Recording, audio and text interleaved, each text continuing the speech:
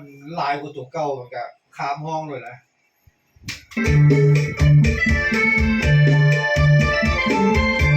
น้ำลายเทเดผู้สาวยกไปเป๊ะเลยนะเอาคำว่ามันบุกกายห้องมันก็ได้เลยนะ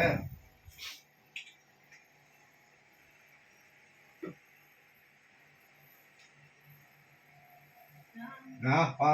ไปเลยน้ำลายทะเลผู้สาวใหม่เป๊ะเลยได้เลย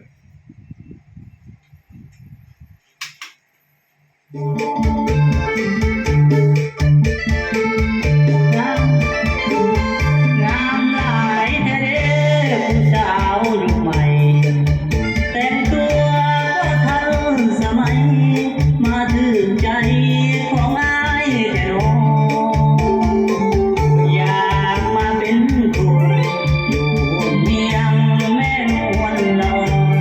ใส่เกินถึงใจก็น้องอันใดหัวหมอคือสิอ่อนสอน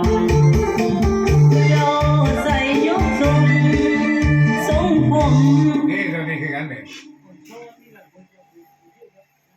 ฮะว้าถึงใจก็น้องอันใดหัวหมอคือ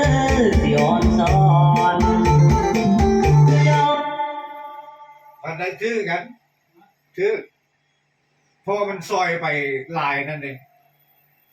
คือสิอ่อนสอนเจ้า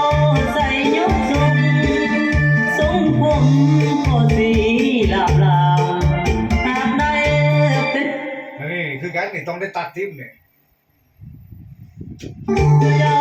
ใส่ยกทรงใส่ยกทรงเจ้าใส่ยกทรงผมก็สีลาบลาหากได้เป็นตัวนี้หัวตัวนี้น้องใส่ยกทรง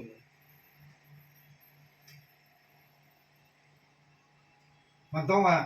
น้องแต่งทรงผมก็สีลาม